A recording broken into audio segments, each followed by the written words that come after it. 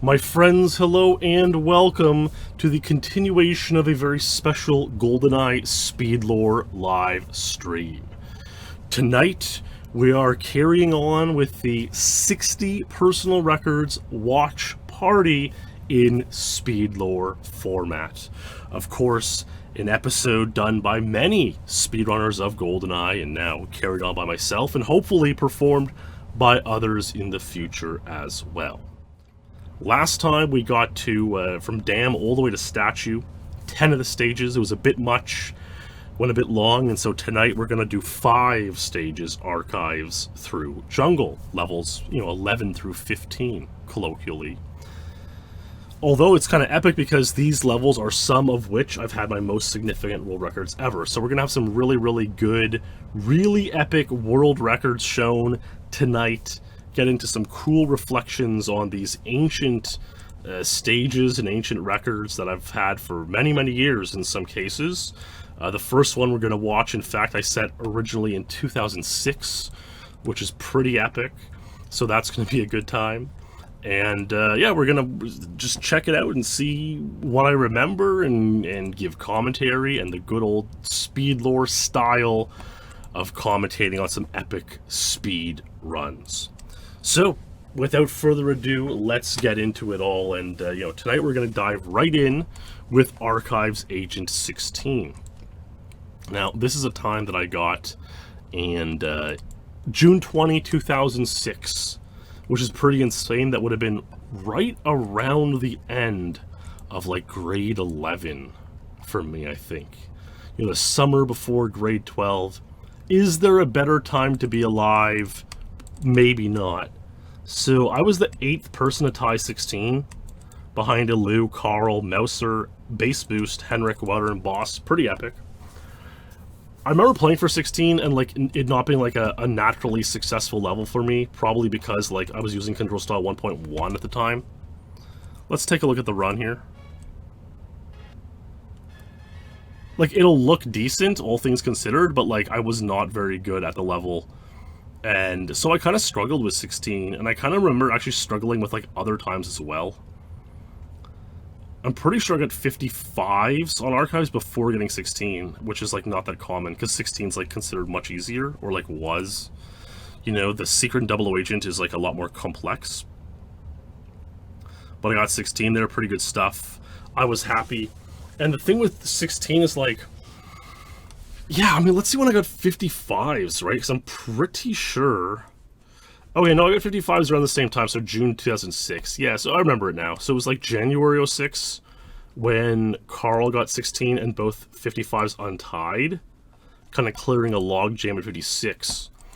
And then over the next few months, people slowly start to roll in there getting 55s, and I'd be one of them, about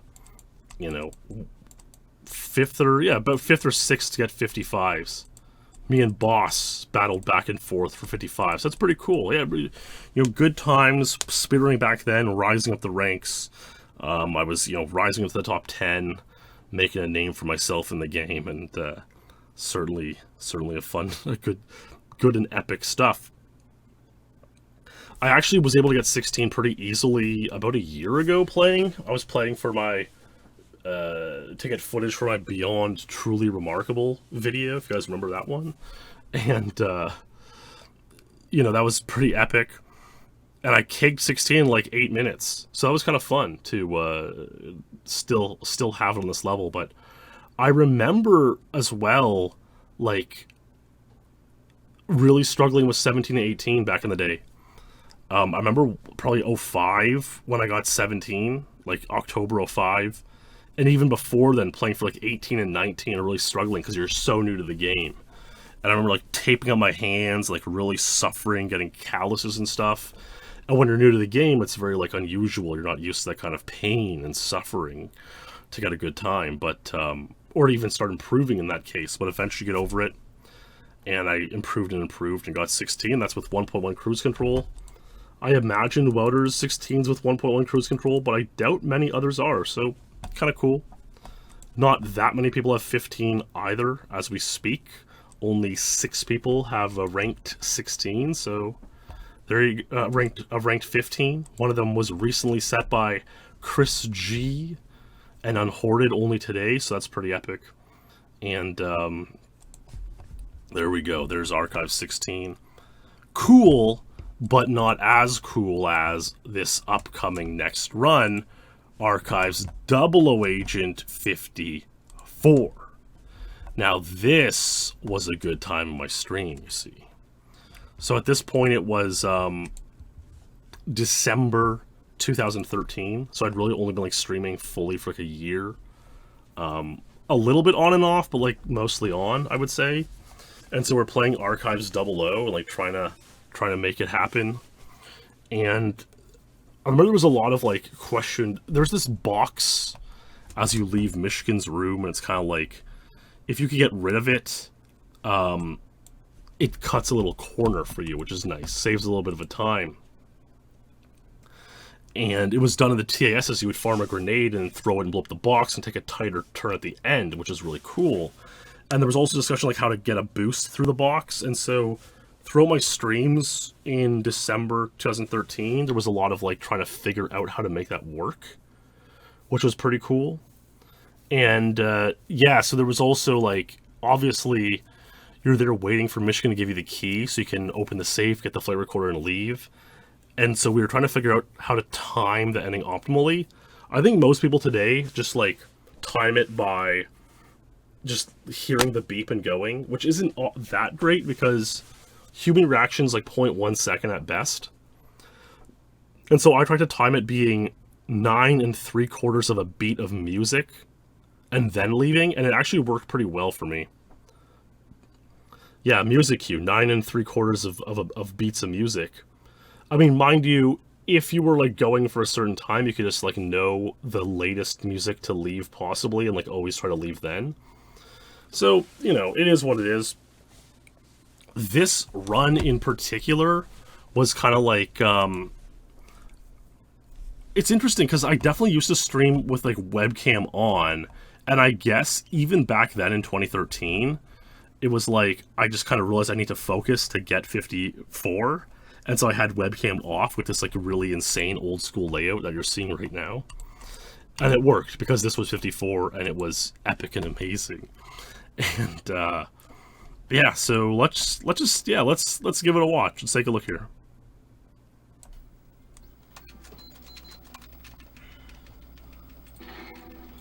Again, 1.1 cruise control, which is probably the only person to ever get 54 like that.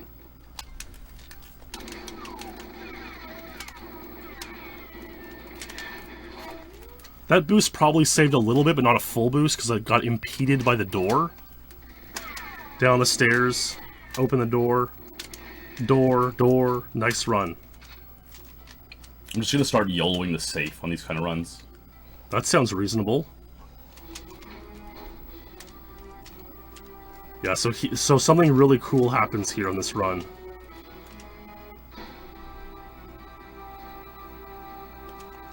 This guard pulls a nade. I take the nade. I chuck it out there to break the box. I clutch it.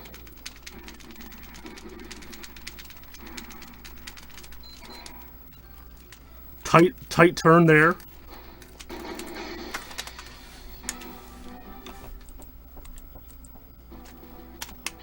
Yes!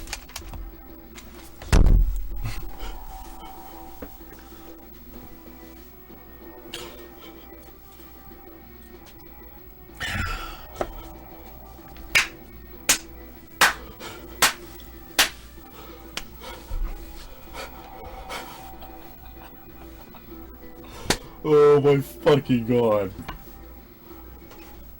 That was fucking amazing.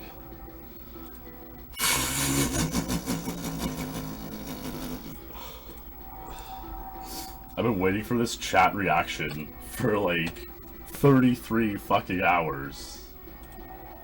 Oh my god. I haven't... It like never gets old getting a world record. Honestly, it never fucking gets old.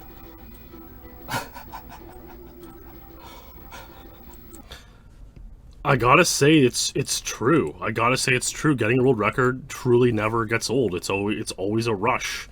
You know, certainly over the years since, we've debated how much of that rush is worth it in the grand scheme of things. But like when you get a world record, it's a rush. It never gets old. And especially like getting that 54, like I felt like kind of quite an underdog going for that time, because the first 54 was set in late 07, which is insane because Clem and Boss are insane gamers, and I mean about 9 or 10 players had gotten 54 before me, and I felt like maybe I'm not ever going to get 54, right? And I was playing with 1.1 cruise control, which is unoptimal. I was like, I feel washed up. I feel like I'm not going to get 54. I played 33 hours. One thing that I like is when I lay down the controller, I had this microphone on like a cardboard box I was using as a side table. I'm sure we've all been there, especially in our early 20s. And so when I laid the controller on the box, it always made this like very iconic noise. Yes! That noise there, that iconic noise. So that was really funny. And yeah, I mean, it is kind of interesting because it definitely took me 33 hours. You can see my session timer was 32 minutes that night. Although, like, when I changed the scene, I didn't have this scene fixed, so, that's incorrect. But yeah, half an hour that night, 33 hours total, which is like, I would say an average-ish grind for a world record. Not too insane, but not nothing. At the same time, though, it was a mild concern, because it was like, okay, I needed the nade and tighter box leave in order to get 54, and so it was like, oh my god, maybe I'm still not that good at the level. Maybe I still really need everything to go right and get the lucky nade, which is pretty uncommon to get 54. Like, that's not positive or healthy, You want to be able to pace it without extraordinary circumstances. So it's a bit of a concern, but I mean, it was a great record. I was super pumped, and it was really fun to get that on stream. That was done December 14, 2013. So over the next 2 nights, we tried to figure out, was there any way to break the box yourself? Is there any way to not need a grenade and, like, damage the box from inside the room or boost through the box? And over the next 2 nights, we would exactly figure that out. It was pretty epic. It would take us a while. It was just such a fun time. Like, it really takes me back to that era of 2013-14 where it's like speedrunning was still so fresh. Even though we'd been playing GoldenEye for 15 years, speedrunning as a whole was super fresh. New strategies were being discovered all the time, especially in very popularly played games. Even in less popularly played games, stuff was happening all the time, non-stop, and it was just like, there was just this belief that, like, maybe you could go out there and find something. And we did, and so this run is really, really amazing and epic. I love this run. It's still my PB to this day. It's a remarkable personal record. We're going to dedicate this run to the first SpeedLore champion of the night, which is going to be our good pal, Sammy Limex. A huge thanks to our pal, Sammy Limex, for supporting SpeedLore on Patreon. And yeah, let's take a look at this beautiful speedrun world record when set. It's a new strategy. It's a new strategy.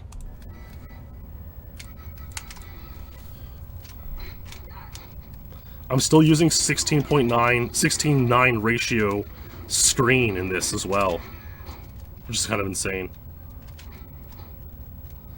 Nat sees me down the stairs, open the door.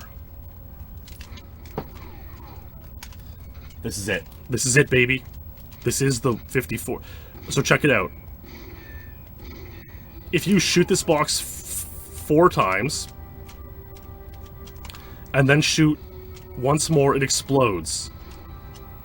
If you shoot it deep enough into the box, the explosion damages the outside box in such a way that it only takes 3 shots to boost through it, so you get a boost leaving the safe. Might have taken 4, but like still, maybe. Natalia died at the end. Yes! Yes! New strategy. Fuck yes. Oh, baby. Natalia dead at the end. Holy fuck. That's a historical run. That's unfucking believable. Oh my god. Took back 5th place.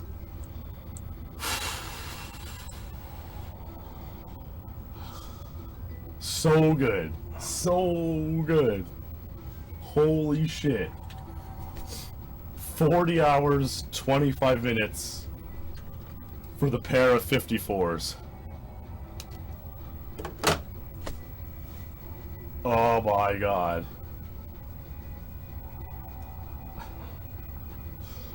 I love the chat reactions. So good. So good. Fucking 54. I think the safe leave was a little bit slow. But I guess the box boost just made up for it, you know? Exactly, the box boost was huge. Yeah, so in chat, Dave Churchill asked why 69 is weird for us non-lore masters. And what it comes down to is it's just like an aspect ratio to like view how the game's played. Like the guards just look super skinny. It's like a wider version of the game, and so it's speculated to be much leggier. I don't know if that's 100% confirmed now. There are kind of 5 video settings in GoldenEye. Widescreen, full screen, and cinema, and then normal and 16:9. They're separate. And so I'd play widescreen 16:9 back then, and the 16:9 part is suspected to be leggier, but cinema is actually suspected to be less leggy. Cinema normal nowadays is considered the least leggy, but it's hard to prove because obviously emulation can't emulate an N64 perfectly, and yeah, so it's kind of weird, but that was a great run.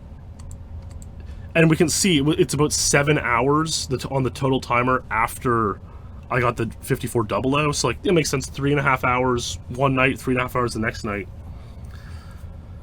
Although I guess we're an hour 20 into this one, but you know, 3, an hour 20, whatever. And so a lot of that time was spent trying to figure out the box boost, and we did. And now I would say of all of the strategy discoveries that, like, you know, we've made, you know, I've come up with a few little things that I've influenced or like partly discovered or whatever, but I would say this is like the most iconic one, is like figuring out how to make the box boost more viable on console is probably the thing that I'm most, the strategy discovery that like I definitely had the biggest influence on making work, and it's still used to this day. So that's pretty cool. I'm certainly proud of that. So help me get the 54s. They're still my PBs. They're still completely acceptable times on the world rankings. 6 people have 53, so 54 is worth 91 points.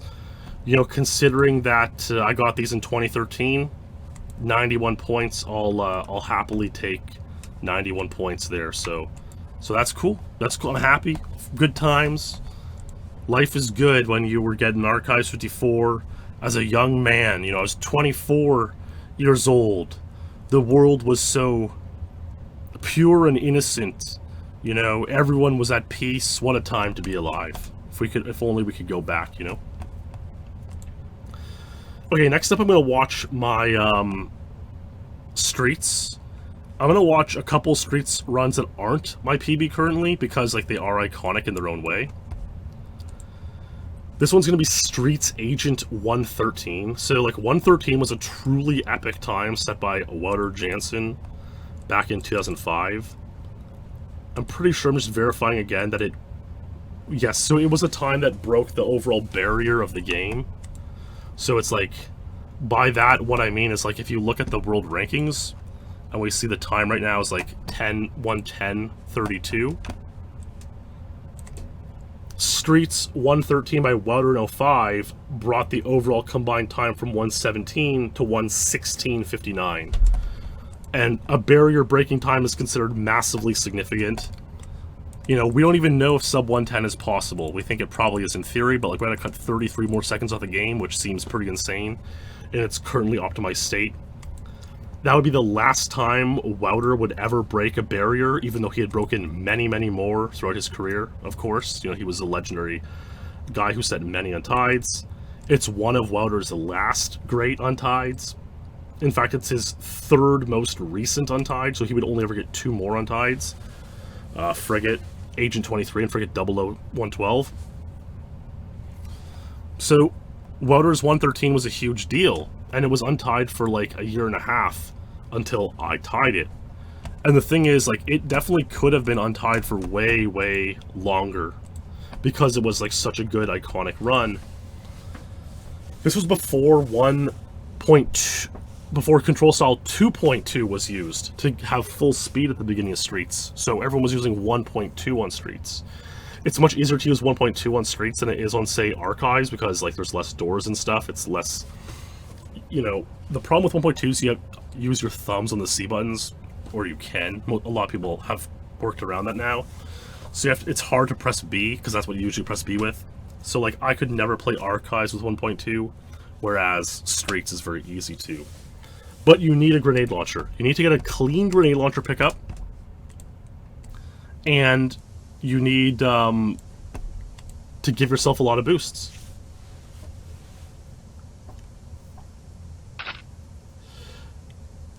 Actually, what's kind of funny is you actually don't need a grenade launcher. And I would go on to get many, many 113s with no grenade launcher after this, while going for 112, but like at the time, anyone who got 113 as a world record, it would be your first 113, you would all get a grenade launcher, and you would usually get it from the same spot, which is like the classic middle spot.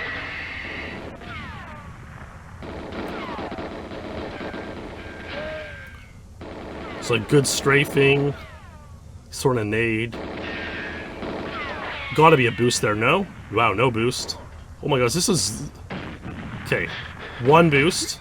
Oh, a headshot. Right in the head, baby. This is 2007, by the way. March 07.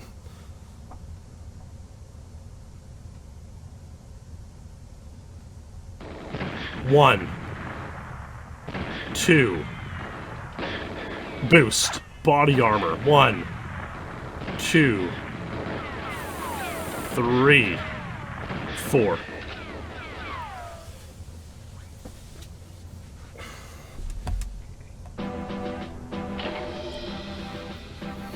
Streets Agent 113, baby, a classic run. Yeah, so I tied Wouter's, you know, one of Wouter's most legendary runs, and I slayed the Untied. And at this point in time, I think I had reached 3rd place on the rankings. Yeah, new cheat available swag. That's pretty iconic, honestly, now that I look at that. That's pretty insane. Sent off the tape to base boost to capture. I mean, that's really cool, actually, now that I look at it now. That's really epic. Yeah, wow. Just like one of the best records, you know? It's uploaded on my main channel in 07, which is like so insane. Like, look at that. Uploaded on the main channel in 2007. That's crazy.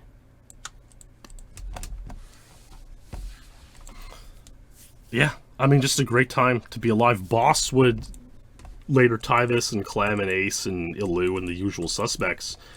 And over the next, like, 7 years, it became this, you know, this crazy thing where it's like, is 112 possible? And I made many threads in my heyday of, like, you know, trolling and being annoying on the forums about is 112 possible. Most people didn't believe 112 was possible, but as... you know, anyone watching this video knows, of course, 112 would be possible. Mark Rutsu would eventually get it, and then, of course, Ryan Lockwood's legendary tie the record. But even Mark himself, in the description of his 112, I believe, said that, like, you know, Goose was the one who should have, you know, who should have got it. See, look, you know, this time wouldn't have happened if it wasn't for For me, unbelievable, right? This is Mark himself in a moment of lucidity, paying respect to me for pushing streets and coming close many times and really moving things along and dreaming that's possible. Because, most 113s would be like a high 113. I don't know if we get an end decimal here. Probably not, eh? Yeah, but like, it's a high 113, and then can you cut off a full second? We were able to cut off 0.3 with 2.x control style. But still, getting 112 required like a really, really insane run. After Woody got 112 and became, world famous in December of 2013, I was like, okay, now I need 112. Like, I gotta go get it. And I think you could maybe point 112 as being like a highlight of my stream all time. Because even in this layout as we see now, it's like I have the total timer 2014 because I'd played probably 100 plus hours for 112 back in the day between like 08 and 2012 and never got it. And so I figured, okay, let's start fresh, 2014 total timer. And this would have been just after kind of AGDQ 2014, where I had a run. And so things were really taking off for me at the time, which was kind of epic and cool. And I was able to deliver this run on stream. I mean, probably to like 1,000 onlookers that night, because, I mean, speedrunning was just so crazy back then. It's like, it was just so honest and innocent. It's like everyone was friends, everyone saw the best in each other, everyone got along. Everyone was like truly spreading the love and sharing viewers and so on. There was minimal drama. People would host each other all the time. And so, people would, oh, you done streaming, send your 500 viewers to someone else. It was just such a positive time to be around. And so this night was great, and I'll always remember this night too because it was actually the night after the Grammy Awards that were done in 2014, which would have been the 56th Grammy Awards. They were held on January 26th that night, so it was now into the morning of January 27th. And I remember it because it's when Taylor Swift performed her, now #1 hit song, the longest #1 hit ever recorded, All Too Well. The first time she performed that, on national television. It was just an album cut at the time. It wasn't a radio single, and she performed it because, it's one of her fans' favorite songs, right? And in this video, we talk about how I mentioned how, we thought she was going to win Album of the Year for Red, but it went to another band, and in hindsight, the age of time, it was probably a pretty deserving winner of Best Album as well, as you'll find out. Maybe some of you are thinking, who won Album of the Year that year, and you'll find out soon enough. But just a legendary time, legendary moment, and I'll always remember this run. Like, actually, always remember it. It's on like a random guy's YouTube channel too, which is kind of funny. It's like this random guy uploaded it, and like he just has a few old speedrunning uploads from 2014, and like that's it, And I might have lost the footage if it wasn't for him uploading it. So like, that's pretty epic, So huge thanks, just a random guy archiving the run.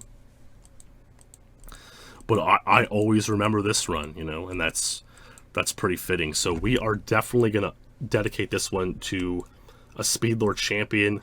You know what? It's going to our good pal, Soul Rock. A huge thanks, Soul, for supporting SpeedLore on Patreon. Let's enjoy this next 3.5 minutes of me getting Streets 112. So you're doing 100 runs per hour. No, it can't be. 60 makes sense.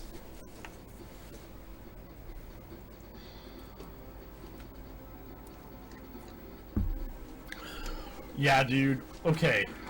That GIF you just linked, they fucking slow rolled her because her album's called Red, and they were like, and the Grammy goes to Red Demaxis Memories, and like I thought she won at first,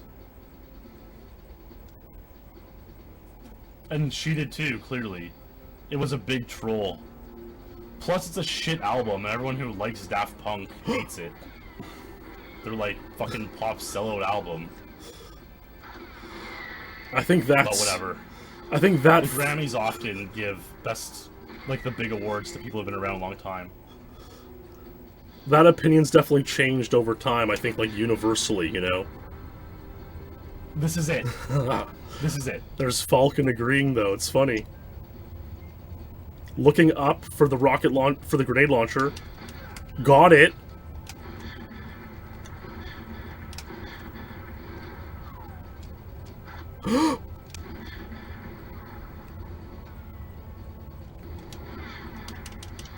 Come on!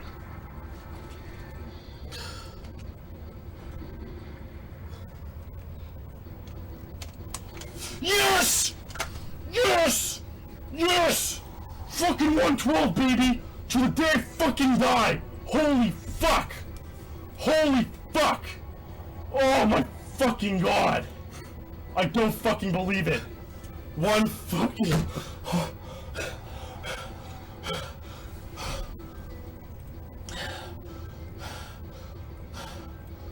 Oh my fucking god. Street...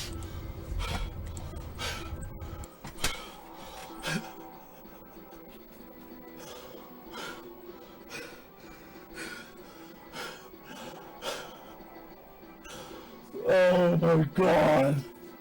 I knew that was the fucking run. I'm like, this is fucking fast enough. I got the fucking rocket boost. I'm like, this is it. If this is a fucking grenade launcher, I got it. And it was fucking there. I fucking headshot that motherfucker. Right in the fucking head. 3 clutch, fucking the triple body armor. Then I waited. The last 2 fucking boosts, I fucking waited. Because I learned from all this experience that you don't get it if you do those last boosts after the body armor too early. I fucking did 1, got the line, waited, then the double to end it. I fucking got that 112. Me, Mark, Rutsu, and Ryan fucking Lockwood. 1 fucking 12, baby. Holy fuck. What a fucking rush. What a rush. What a fucking rush. There's no other way to say it. That's just a pure fucking rush. It was. I mean, what a legendary run. It is insane how, like, old the computer stuff looks, even though it was, like, you know, fairly modern at the time. But yeah, we got 112. I remember, like, everyone was excited, of course, and super pumped and keen. Wow, it would be another year and a half until anyone else would get 112. Luke got 112 in 2015, July, and then it kind of started to snowball. Randy, O'Grant... Well, Callie got 112 in 2015? It's, like, actually hard to believe Callie's been speedrunning GoldenEye that long. It's, like, it's insane to see his name come up all the way back then, October 2015. And then it slowly snowballed, probably because we learned of the 2 grenade launcher strategy. If you pass away a guard early on, you can possibly get 2 grenade launchers, which makes 112 almost trivial. If you get both grenade launchers, which is only like a 1 in 64-ish run thing, so it's not very, like, it's not every run you get both GLs, but when you do, it's like 112 is almost guaranteed. And so, yeah, so it's become much easier to get since then, but getting it with 1 GL was pretty cool.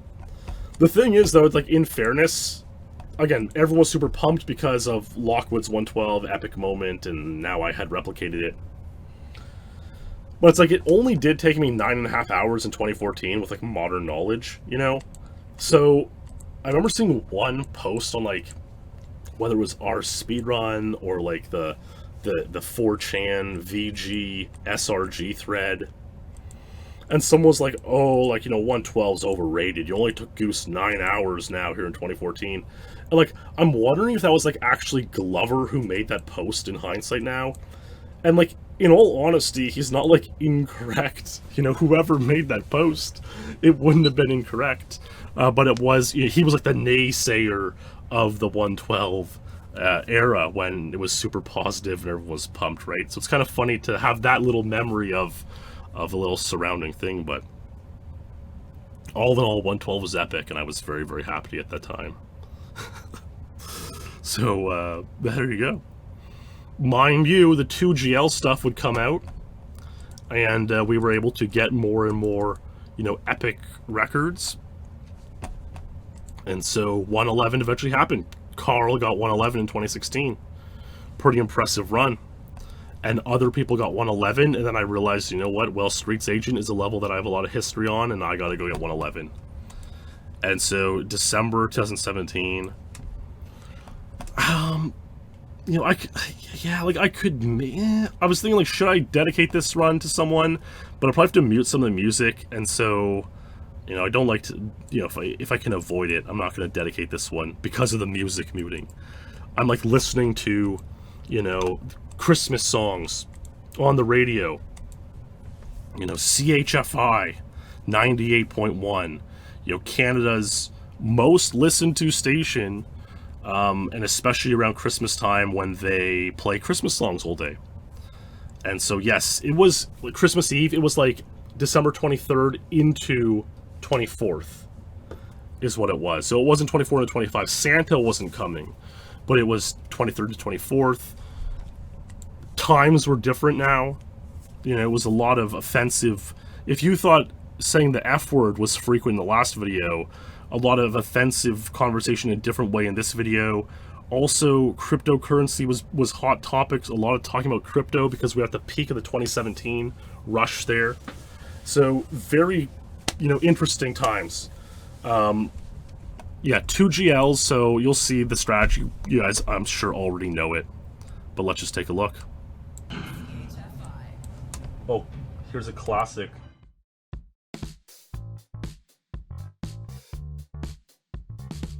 I know, Jono, yeah. A crypto wallet, oh my god.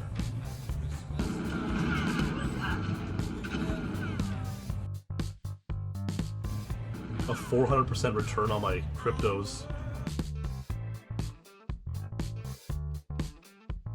The new term we have to shill. It's out there already a little bit. I googled it. It's not too much usage though. Is crypto cuck. A crypto cuck is someone who just, you know, they invest and it all goes south, and then they sell and they lose money.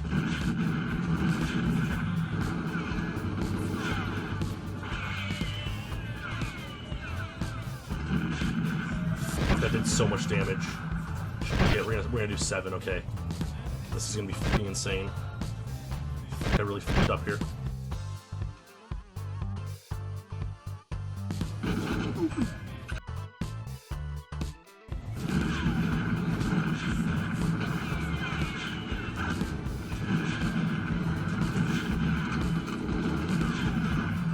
Bad line. No, what did I do?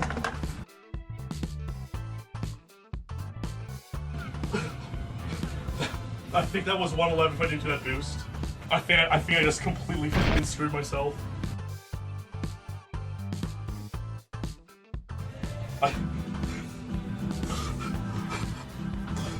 I think it was gonna be 111.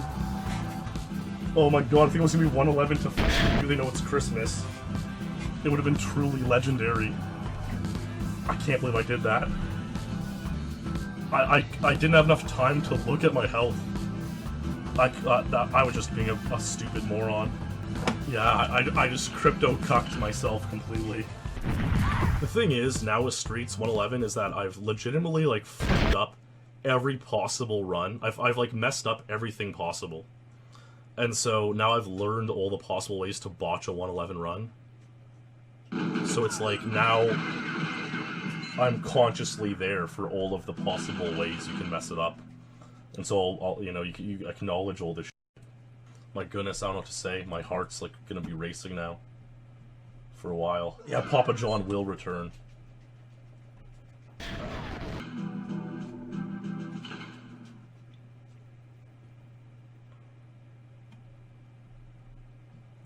stock dropping is not like a problem. Like, people don't understand it.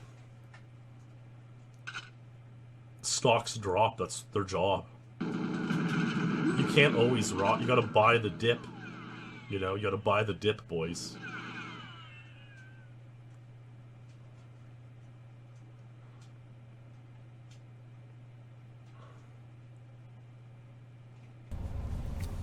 Wow, could it be the run?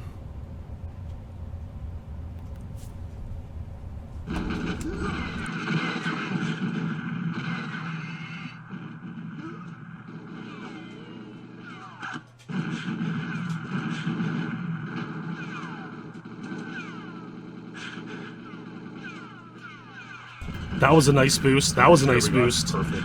Oh, that was played actually so well. That was like superly well played. I can't even lie. 4.6, 406.4 is insane there.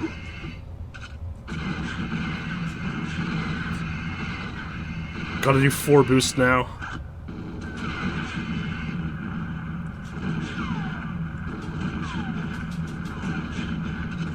Yep. Yeah, baby. That's right. That's why you get a second chance in life. You like this? What the Lord taketh away, the Lord giveth, my friend. Streets 111. A Christmas Eve miracle. That's it. Merry Christmas.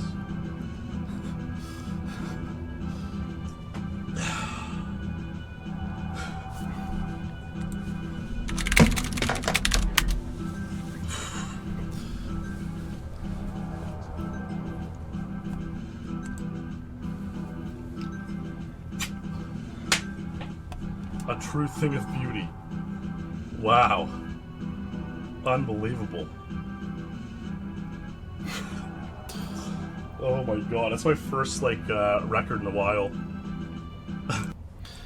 No, that was beautiful. Like, that was actually, like, a really, really nostalgic trip. I mean, yeah, you know, certainly in the damn SpeedLore episode, we discussed how, like, my 2017 era was, like, very strange and unusual.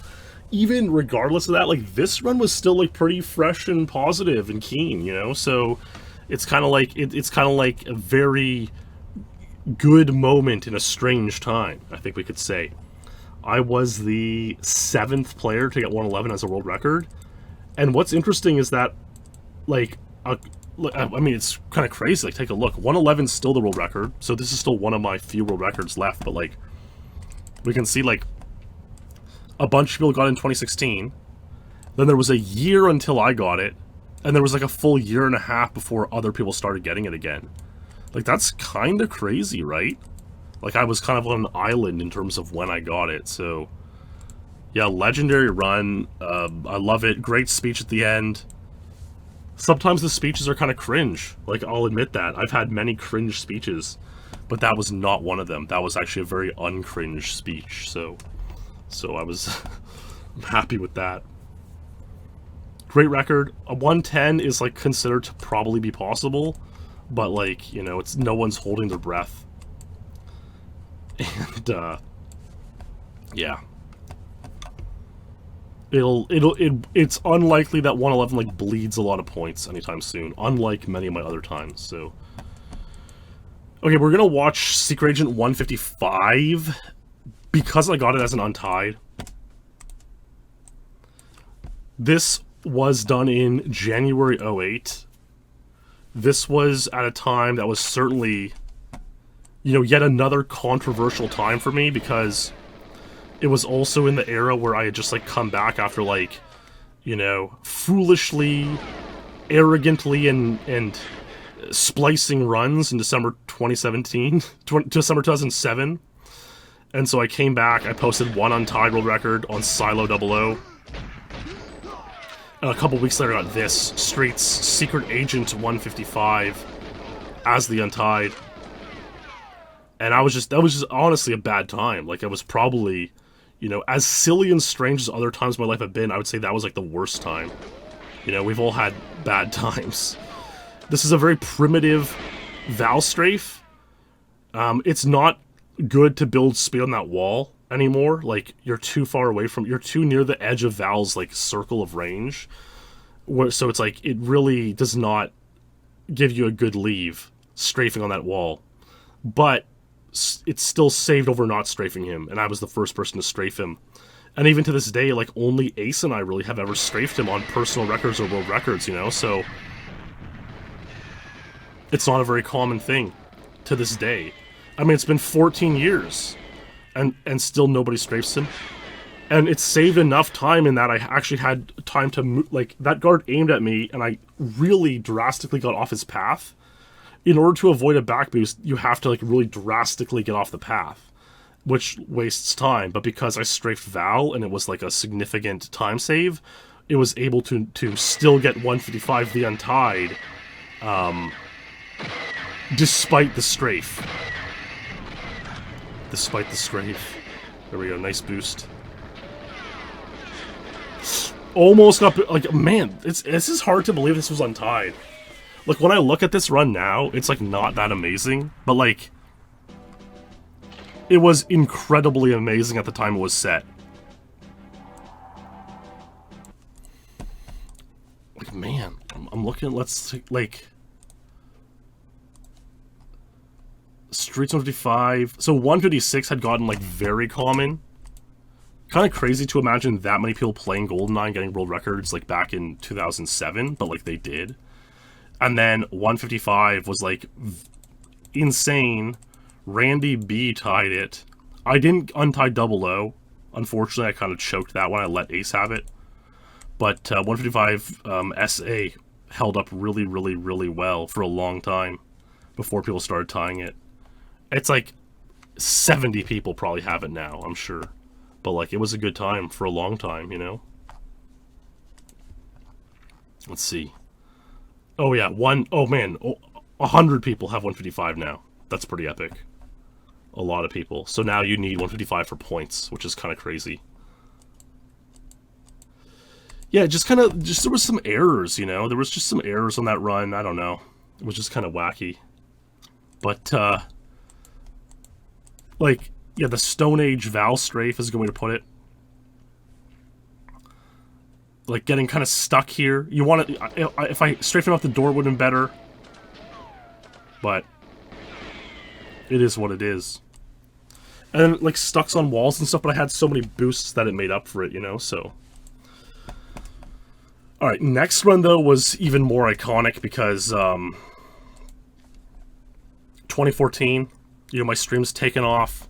I'm playing super duper well, as we learned last episode. Super well playing. Getting world records, Untied world records. And I had actually decided I'm going to grind for Streets 154 Secret Agent as an Untied to make, like, this iconic record, iconic thing. And it was weird because I was streaming and I was getting, you know, probably around 400 or 500 viewers at the time. Especially when you're, like, on a journey, people tune in regularly to see if you're gonna slay the dragon and win, you know.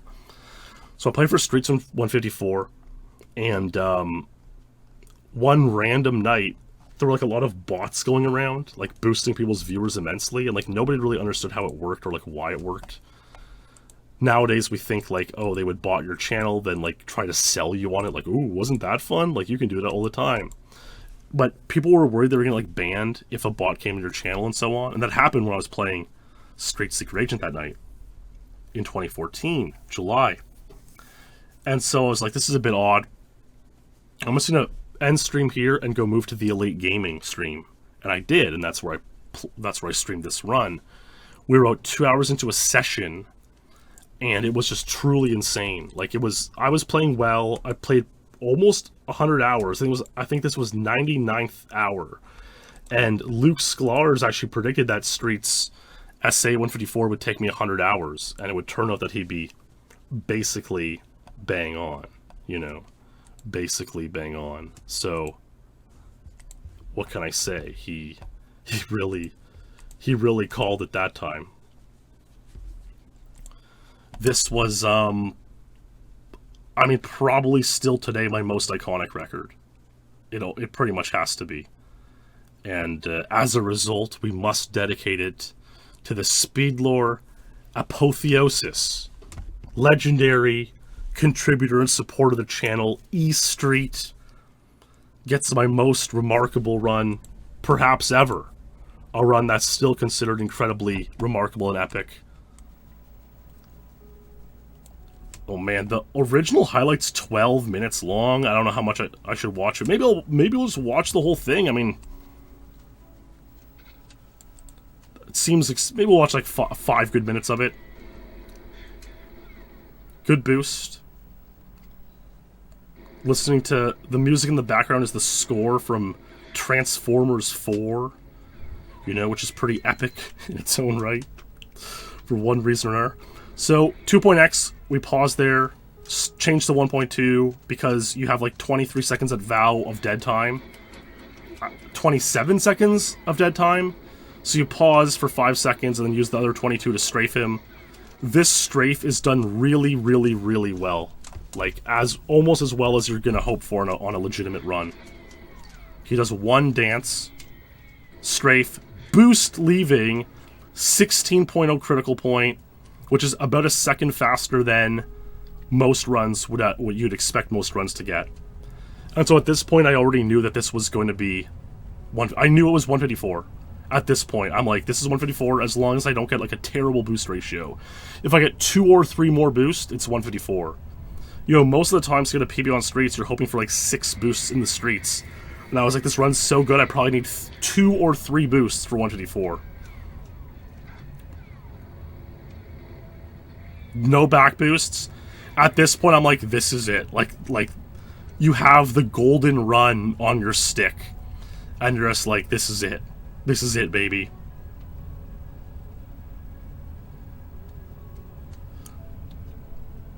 No look up there. That'd be kind of sawed out later. Just pure strafing.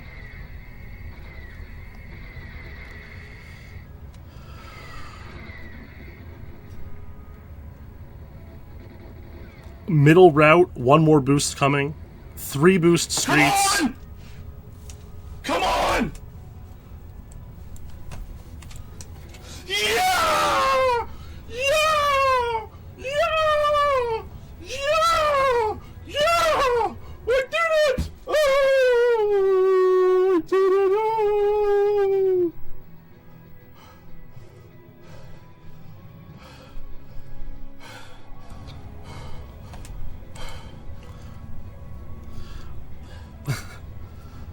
It's funny, these poor souls in my Twitch chat that like didn't know that I went to a new channel, even though I linked the new channel that I just went to.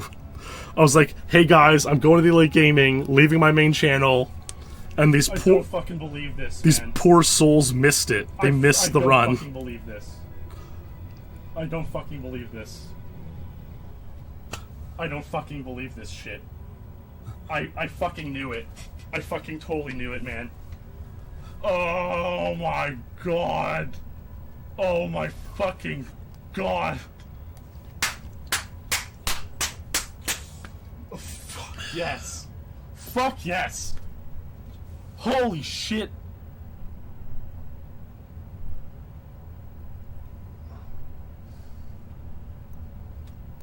Luke predicted it was going to be a 100-hour time.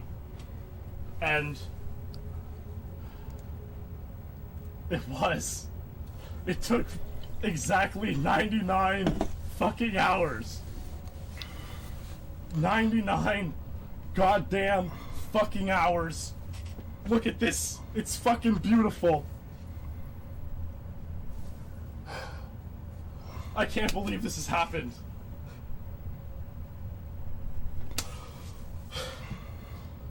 Oh my god, I have another fucking Untied, dude. Oh. After 5 fucking years, I finally got another Untied. I finally did it. I finally fucking did it. Oh my fucking god, it's so pretty, man. Look at this shit. 154.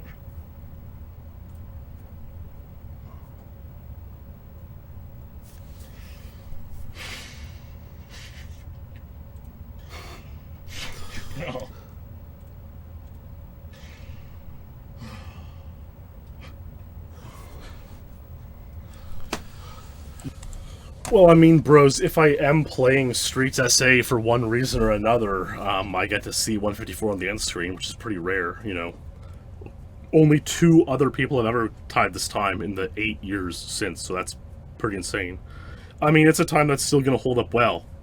It's a long level, so there's a chance that could eventually get broken, like the level could get broken and a big time saver could happen, but like, if not, this time's going to hold up for a long, long time, you know. So that's pretty amazing and pretty happy about that. Yep. A great one. That's a great record, baby. Can't complain about that. Probably my most iconic record, and so, you know, you can't help but feel the pride and joy when you see that one played out there. Yep. It is insane because, like, Ogran tied it 2 years later. He's the Streets master. But then no one tied it for 5 more years. It became the longest standing unachieved record.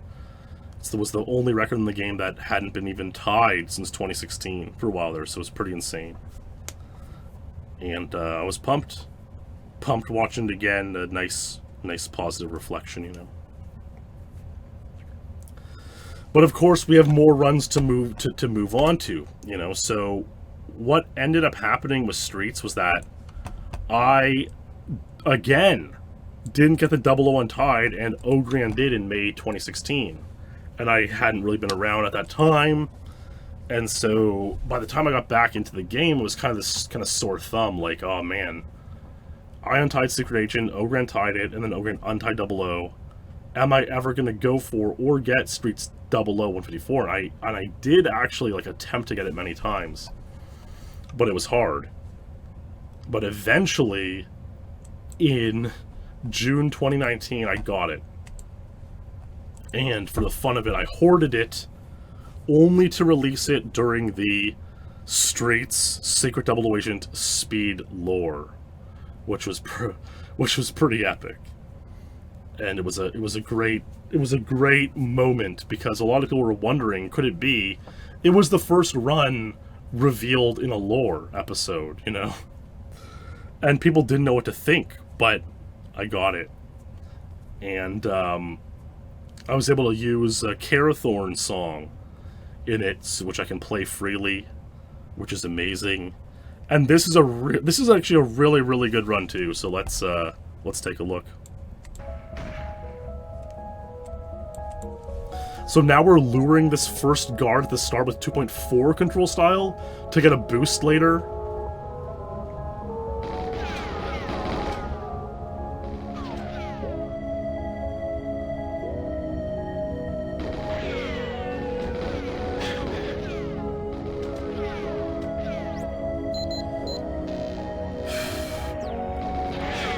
Strafing Val on 00 is like unheard of. Nobody does it.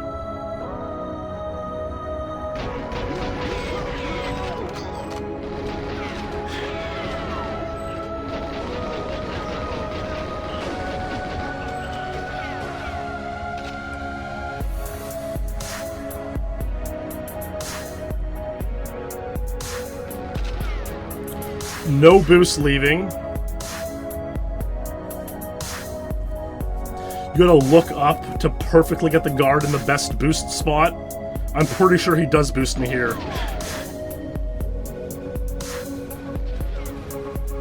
I get insane godly boost luck at the middle set. The spawning guard on the left charges me.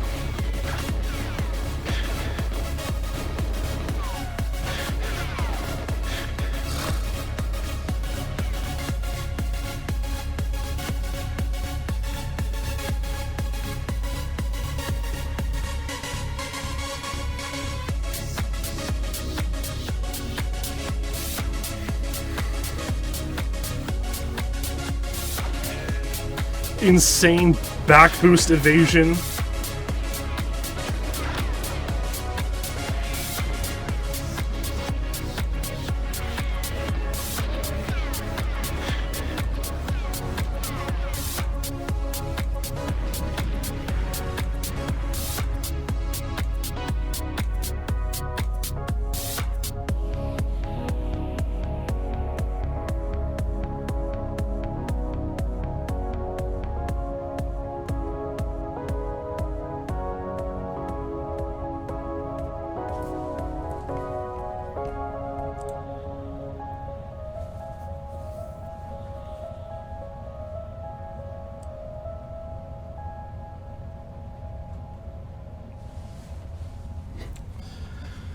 That was insane. The Untied Sleigh, baby.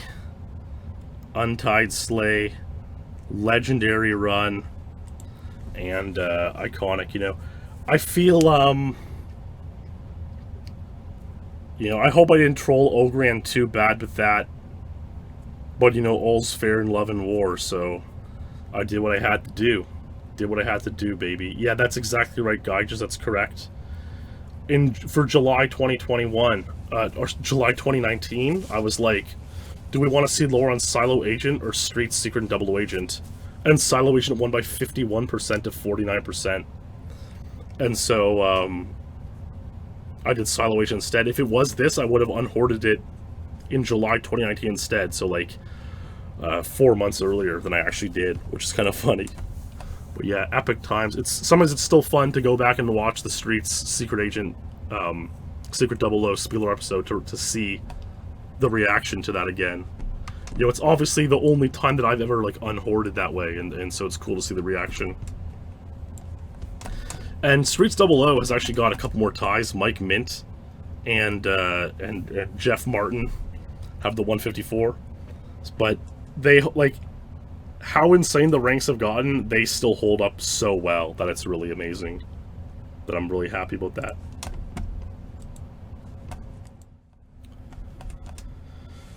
Alright, next up we're gonna watch, we gotta move on to Depot.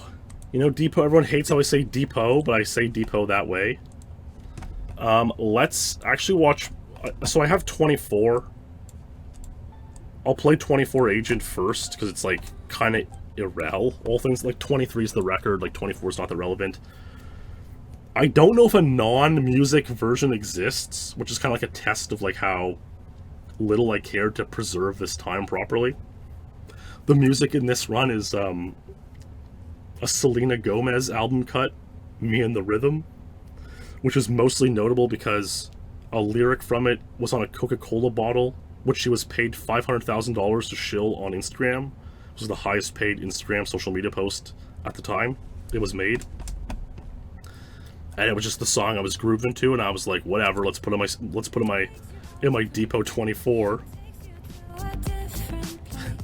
Like, that's literally it, you know. It's just kind of an irrel run because, you know, a lot of people have 23, a time that I've considered going for, but, like, not super seriously. 23 went a long time without getting any ties either. But ever since the Depot roller door warp was found, like, I didn't even try the train shot. I just, like, was like, whatever, we're just, like, whatever, dude. Give me the 24, give me the points. And we'll call it a day. And it was 24. Now my 25 is much more iconic. So my 25 was performed back in, I want to say 2014 again. Probably just before the warp was found, right? It's gotta be, this has to be 2014, I think. Yeah, the warp was found 2015, so this would have been summer 2014. And the kind of epic side story to this is that, like, it was July 31st, 2014, so a couple days after I had achieved Streets SA 154, and probably the prime of my career. I got a bunch of insane Surface 1 102, Bunker 1 00102. I mean, insane. I talked about it in the last PB watch party. I had all these insane records around that time. Silo Agent 101. Like, I was playing so well. And I know, Art of the Troll, it's so true. It's so true. You know, we all age, baby. Anyways, so this was a tough time, and you need to lure a guard to give you a boost, which is uncommon on Agent. Very uncommon, because guards are very slow at boosting you on Agent, you know. But I lured a guard to give me a boost. You get it probably every, I don't know, 20 runs, like, not that often. And no, exactly, bros, it is really intimidating. But yeah, it's like, you need to play perfectly. You need to play absolutely perfectly with Control Style 2.x. Full speed at the start, lure a boost, shoot the train with the second controller, which is not that easy, and then nail the strafing. I had played like 4 or 5 hours that night, which was more than I would usually play, and this guy came and made a name in my chat, RNG, a play on RNG, random number generator. You can see his name at the top there. But the way he spelled it was sort of like some sort of mystical Babylonian demigod, right? It looks like that kind of weird spelling. So we made this lore behind RNG of being this super legendary figure to come into chat and bless us with the luck needed to get a good run. And that's exactly what happened, because it was like at 5 or 6 in the morning when I finally nailed this run. It does look kind of silly with a Christmas tree, given that was July 31st, but that's the way it was. An amazing run, great reaction, great moment in chat. And so we're going to dedicate this to a SpeedLore champion, our good pal, 4-Day Bender. A huge thanks for all your support on Patreon 4-Day. Let's take a remarkable look here.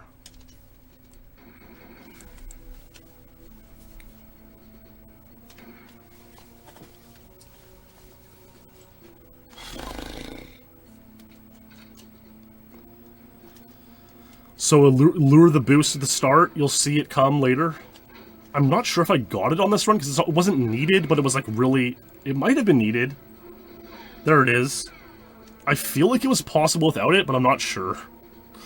So I got it. Really clean shot, really clean strafing, up. Bingo bango, flip in. Come on! Come on! Come on! Come on. Yep. Yes. Goose. Goose. Goose. Goose. Goose. Goose. Goose. Goose. Goose. Yes. I was pretty pumped. Yes. I fucking did it. Using 2.2 here. I'd have 102 by now, probably. The insane echo.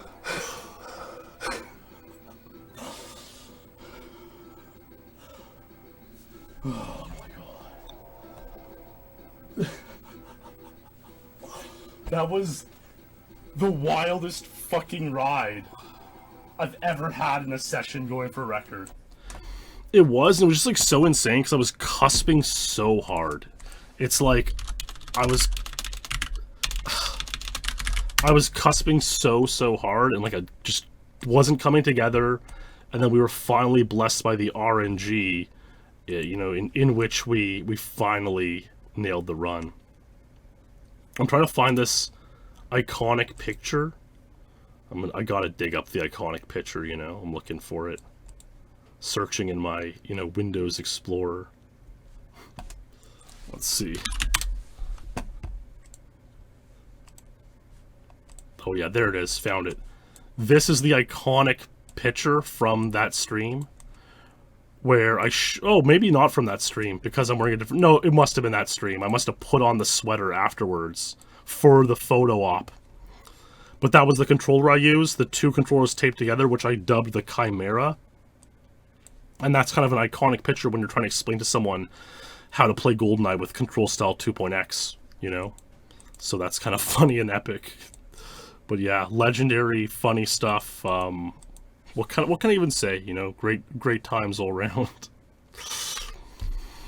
Depot 25, baby.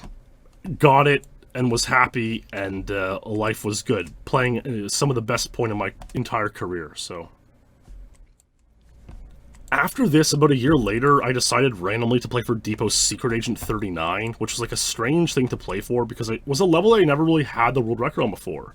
40 became particularly common for one reason or another. These levels just snowball out of control, and so 40 became pretty common. I ran in there and got 40, and I was like, you know what, I want to be the one to get 39. And so I went for it, and actually I was unable to get 39 for a long while. One random day, among my 39 attempts, I was playing Depot 00 Agent. And so this Depot 00 Agent was done in June 2015. Well, you can see, I have it titled as if I'm playing Depot Secret. It's tied by 14 people. I want to get 39. But I'm just like, you know what? My PB on 00 was like 49, 50. I had kind of a weak PB there, and so I decided, let's play a couple runs of 00 and see if I can get the world record. Okay, so I see. So I had 51 from 2012. Then I skipped to 48 after learning Control Style 2.x, and then I would get this run. This run is quite a nice run, as we're gonna find out. And so this came, you know, without. I probably played Depot 00 for maybe an hour after getting 48, just in between attempts of Secret Agents to keep things fresh. And I was able to get this speed run, the world record of 47 seconds at the time, and so that was pretty amazing. And so we are going to dedicate this amazing world record of 47 seconds on Depot 00 Agent to our SpeedLore champion, FC Bojangles. A huge thanks to FC Bojangles for your support of SpeedLore on Patreon. Remarkable. Let's watch this amazing run that came to me pretty easy. Sometimes it's easy come, easy go. Sometimes it's not, you know?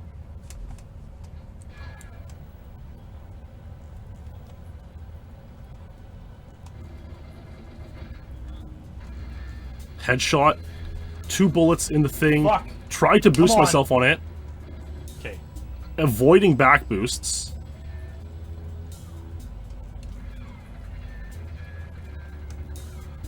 Go in there.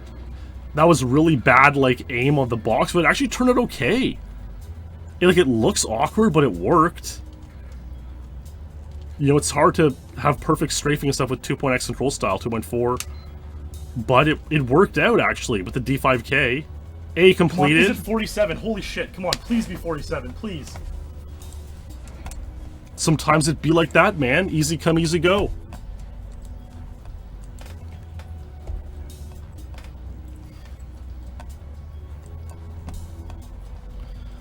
I kind of knew it was 47, so I'm bringing chat in to get the reaction in there. Back in the day.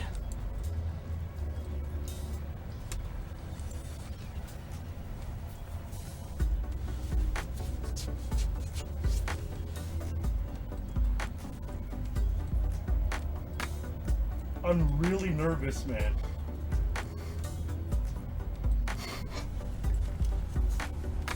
Come on. Yep. Yeah,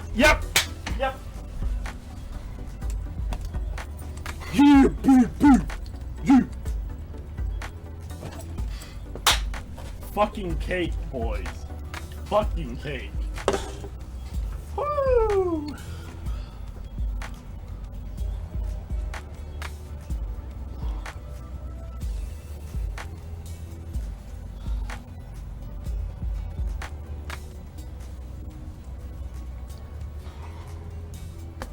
That wasn't even that great of a run.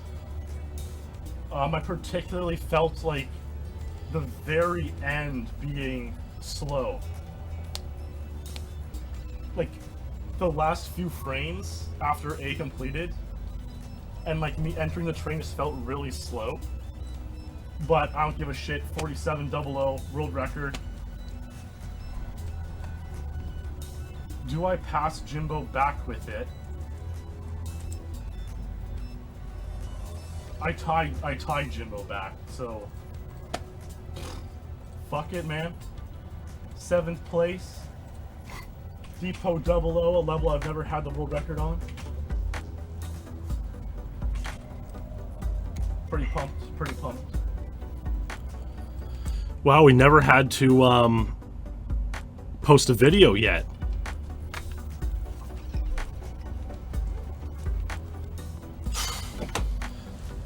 Nowadays you gotta post a video with a world record, you know, but back then you didn't have to. It was a pretty subdued reaction, Sugar-Free, but honestly I think it was more of an honest reaction. I think a lot of times now, or like later on, I would amp it up. You know, we kind of knew this is the thing, and this is where you get the unfortunate Redditization of speedrunning and streaming, is that you would play up your reaction so it would get more upvotes on Reddit. Like, I'm not joking. Most speedrunners would do this in this era, you know, 2014 to 2018. Probably still do it to this day, maybe even to a more extreme effect on Reddit and TikTok and so on. And so we can see how these are such toxic platforms for humanity as a whole. You know, not to get too much into that diatribe, we can save it for another time. But yeah, no, this was a more honest reaction, I would personally say. And at the same time, I wasn't mega invested in this level because I was playing it in between attempts of Secret Agent, and it came to me pretty naturally. So just happening at the run. Now, mind you, I don't think about it too much, but in early 2018, I would try for 46 to get an Untied, and I came up short. I did not get the Untied 46. But honestly, it might have been for the best because eventually Gus Riolo came around and cranked out 45, which is an insane Untied. Godly Untied. And so, yeah. I would have been like bothered if I had 46 Untied and then Gus bought me with 45, right? So maybe it was for the best. You know, that we'll use that as our excuse as to why we failed for 46. So yeah. Okay, eventually, a couple days later after getting 47, which I got on June 6th, 2015, I would get 39. Now, the thing with my 39 is it's been blocked worldwide because it has content from Sony Music Entertainment. The reason it's blocked worldwide because of Sony Music Entertainment is because I use a song in it, which is... Well, I use a couple songs. One of them is 009 Sound System at the very end. Iconic song, right? That a lot of people know from the early YouTube days. But I'm not sure if that's the song that's having it blocked or if it's the main song I used, which was As I Lay Me Down by Sophie B. Hawkins, an iconic 90s, light AC song, one of the songs that your mother would have loved when it came on the radio. In the same vein as, I Don't Want to Wait by, I think, Paula Cole. Yep.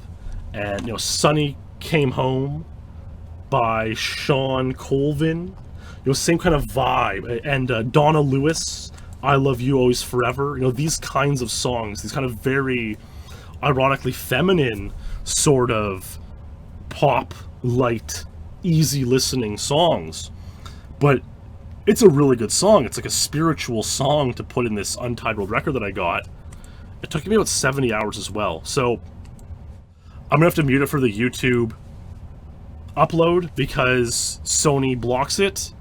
However, I will show it here tonight, live on Twitch.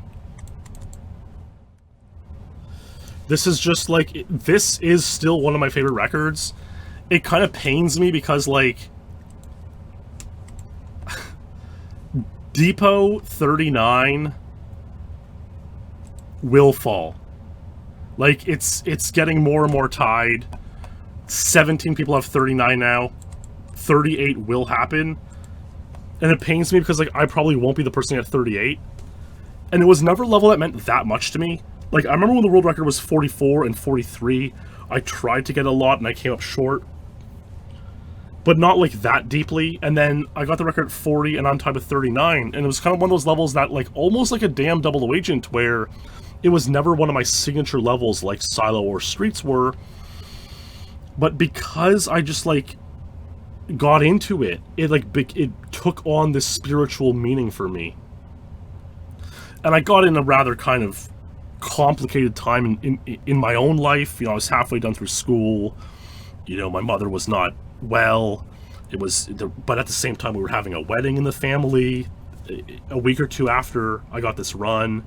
And it was just one of those, like, times when you're, like, super kind of jumbled up with your thoughts and your place in the world, trying to figure out, where you belong, what you're doing.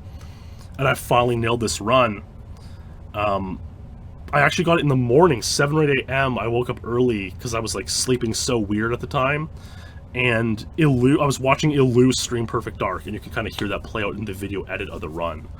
So, yeah, it means a lot to me, and I'm already kind of preemptively melancholy for when Depot 38 happens, because it's unlikely I will be the one to get it, And this run means a lot for me, but at the same time, I've had it as my pride here for 7 years when I set it in 2015, and then now we're 7 years later, so I've had 7 years to enjoy this run, and oftentimes I'll watch it and it'll make me happy, just like the song says. So let's take a look.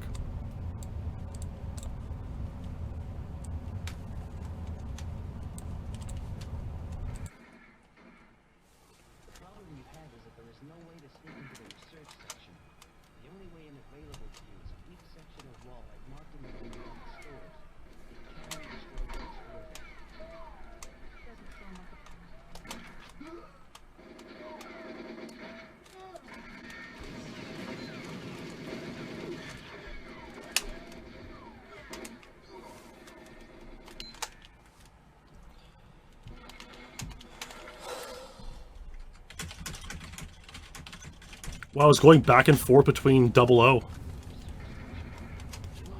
I think I changed the...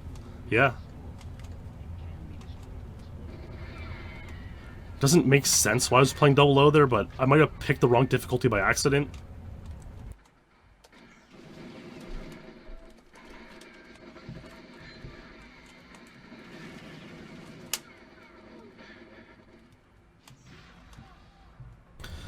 I kind of came up with that idea of boosting through the mainframe on Secret Agent. It was a great strategy when I came up with it, but it has since been outdone by better strategies. And yeah, Illu's there saying, wow, yeah, 39 seems insanely troll.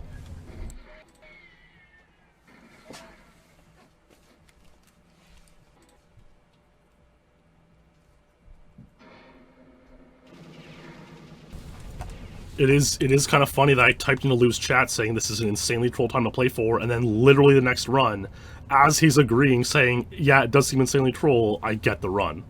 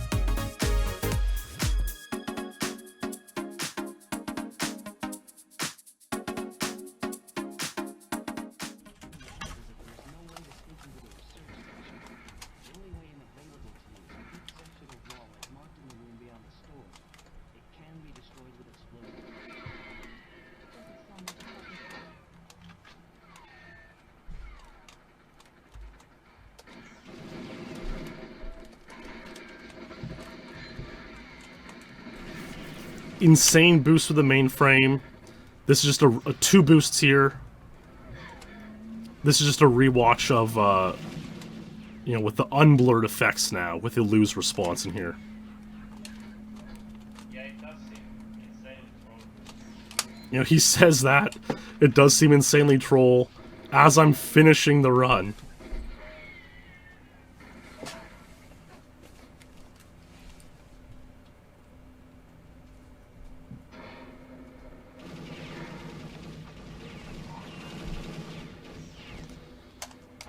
Yes. Oh my fucking god. That's an honest reaction for you, because I'm just locally recording, I'm not streaming, you know?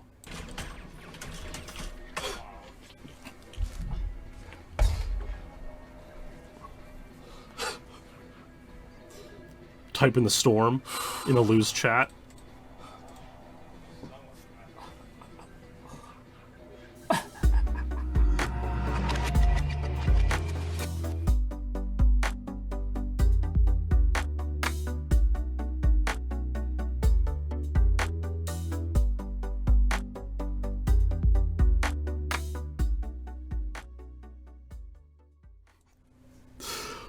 I probably typed just that I got the world record, and it was insane. It's kind of funny because, like, I remember when the video was on YouTube unbanned, I had someone wrote as a comment like, "Oh, what's up with the shitty editing?" And I just kind of wrote back passive aggressively, "Oh, what's up with the shitty comment?" But like, in retrospect, the editing on this was not that good. Like, I could have edited this way better. But at the same time, doesn't even bother me, you know? Like, this is a great record that I'm happy with in every possible way, you know? And I love the video, even though I would have liked to have edited better in hindsight with what I know now and how to edit it. Well, that's amazing, Callie. That's insane. Like, it's insane for me to, like, imagine you've been around since 2015, right? Like, I hardly remember it, but it's crazy. That's epic. It's epic. What a record. What a run. What a good time. Always makes me happy. It's one of those things that kind of gets into, like, the deeper philosophy of speedrunning and other trivial endeavors, is, like,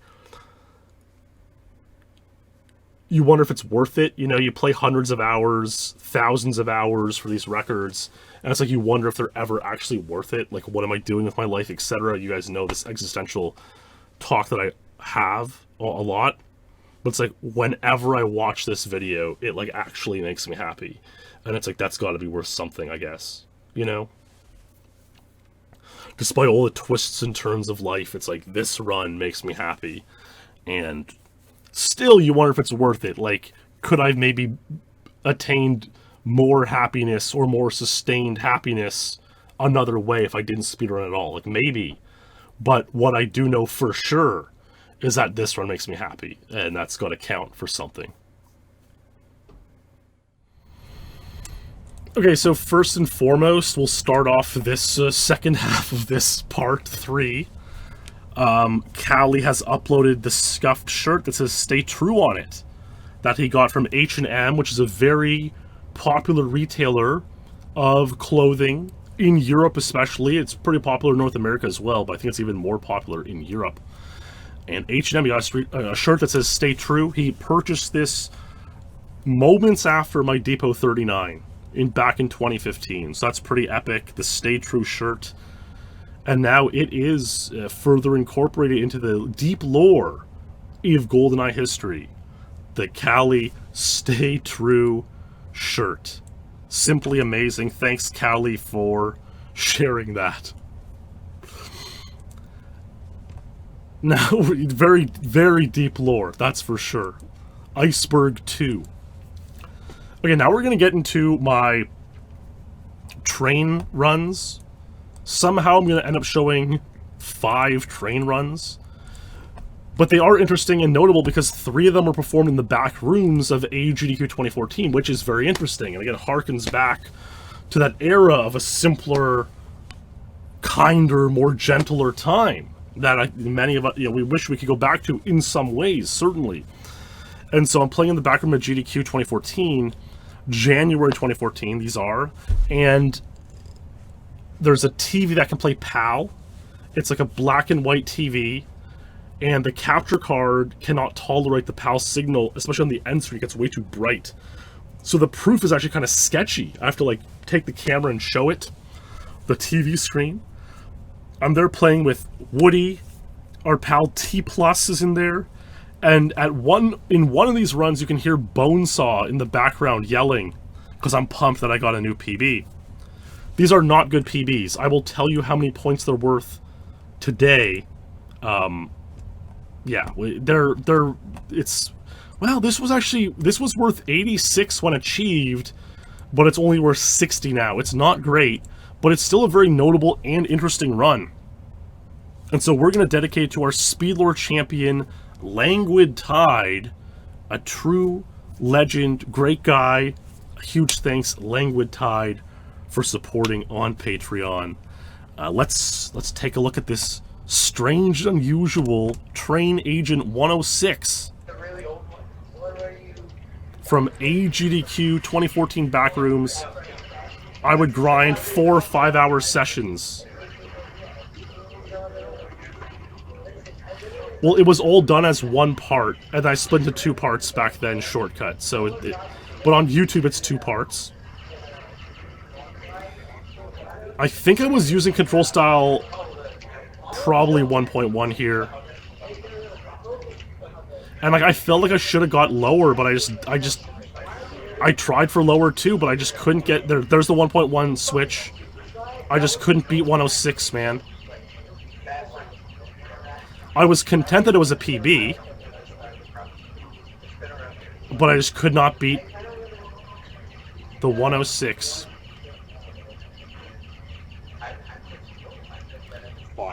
Barely got out. I mean, I probably lost 3, 4, 5 seconds on the locks alone.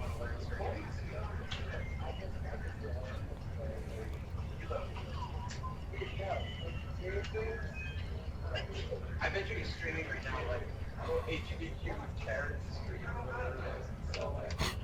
Oh, baby! Wow. Fuck. That was... You had one of mine yesterday, right? Yeah, that's fucking sick. 106, baby. That's ridiculous. I'm pumped. That's fucking sick. That was not even that good of a run. That's fucking amazing. You can see just how badly the screen's cut off. Like, normally you get weapon of choice and there's 4 entries down there, you know, plus all the, you know, accuracy shots. And so the screen is so cut off that I had to play cinema mode, and like barely the bottom wasn't cut off in cinema mode, which is a very narrow perspective. So it was a struggle to play on, and Woody and I were talking about like how advantaged PAL is on Train. Like, it's so notable when you play it. What's wrong with level? 58. 58. 58. Yeah, it's this level. So the record was 58 by Mark Russo at the time. I got 106. It was 86 points when set, which isn't bad, but now it's 60, which is bad. I have tried to lower it since. Like, I do have a PAL setup here. I haven't used it since Summer League, but like, the problem was I was playing Train and it was like actually causing me physical pain in my wrists, and so it wasn't worth, it just was not worth continuing to play, which is kind of upsetting. But like, maybe, I don't know, maybe one day I'll get back to it. We're going to carry on here with these Backrooms runs. This is a Secret Agent 132. This one, when set, was 85 points. It would now be worth not very many points. Let's take a look. It's 132 is worth 54. That's getting pretty ugly. 54. But it was 85 when set, so it was perfectly decent. And we are going to dedicate this one to our pal and SpeedLore champion, Madry Bread. A huge thanks to Madry for supporting SpeedLore on Patreon. Let's enjoy this classic AGDQ Backrooms run.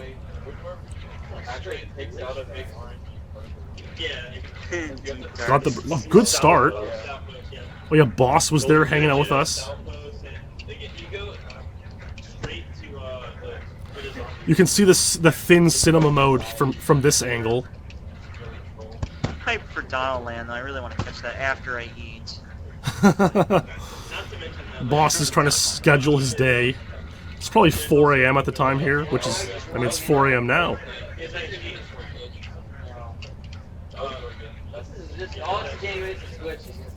Yep. You know, it's hard to believe this was 8 years ago.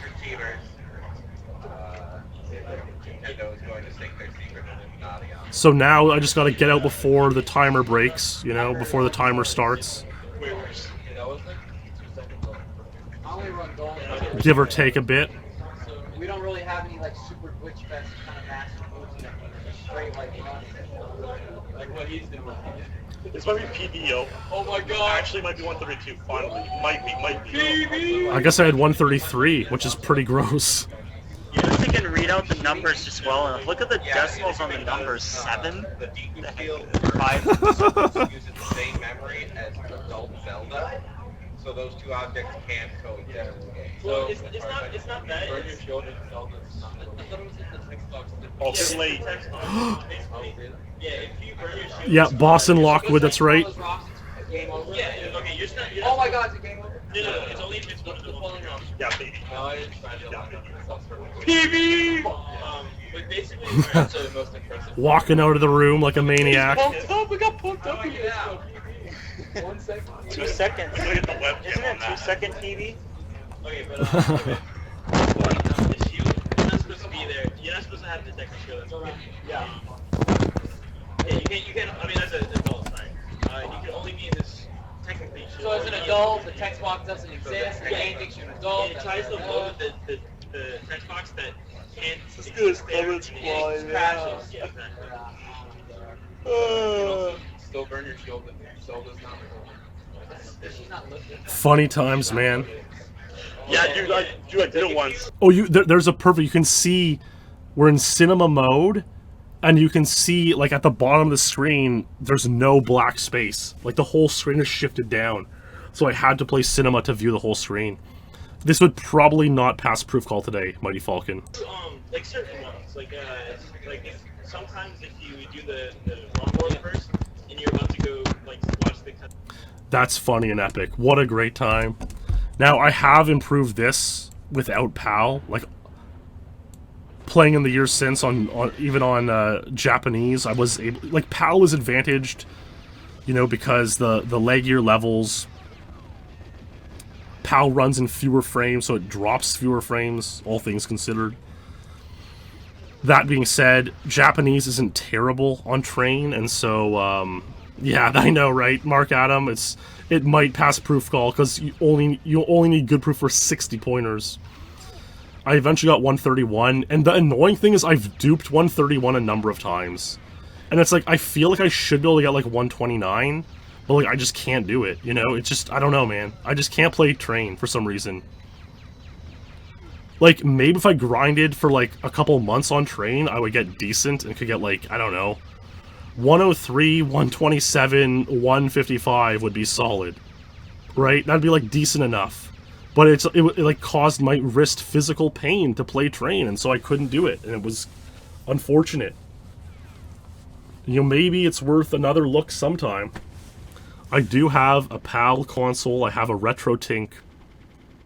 I can play it. I tried playing it for Summer League. Yeah, it's like in my wrist. Mighty Falcon on train. Now, mind you, we will get into jungle in a couple runs here, and like jungle is also advantage on PAL, and like I could absolutely play.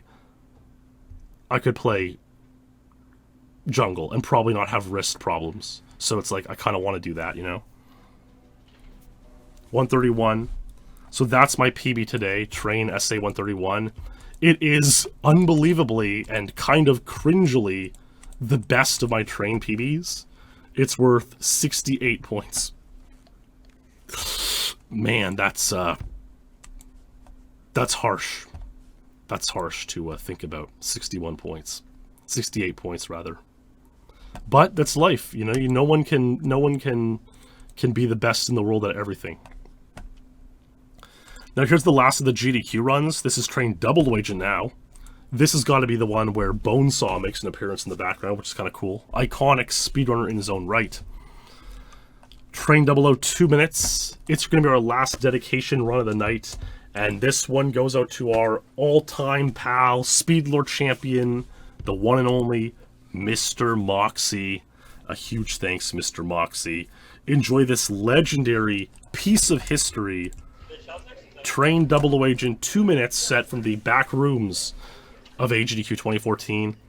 I mean, look how smooth it's running right now. And, like, this is a good start. Oh, yes, I did. Oh, I totally botched that break. I went and chilled with, damn, I feel so bad, I don't know. I can't remember everybody's name, bro. I've met so many fucking people. I know, I feel ya. I feel bad when I can't remember it off rip, you know? What is, the cool guy that was outside with us when we were smoking a dart earlier? He's from... It's like something Trek. You speak French with him all the time? Oh, Dicko. He runs, he runs Aladdin and DKC3. Oh, Morks. What's his name? Morks. Shell, I got a PB dude. Morks. He's a French. He's Canadian. Okay, I thought his name started with, I didn't know how to say it at all, but I knew it started with, I knew it was like more or something. Is he from Montreal? Yeah, he said Canadian. Ooh, PV? Maybe. Maybe. Maybe, baby. Maybe, baby. I must have had 201 before this. I didn't blur it. I just ran off. I thought I pressed A. I just fucking ran off. It's 00. Like I said, it's been months, dude. It's been way too long since I played this game.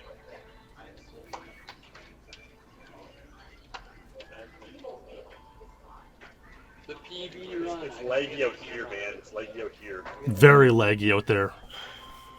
I gotta leave, I think, at 9. I don't want to leave early. I hope it's a PV run. I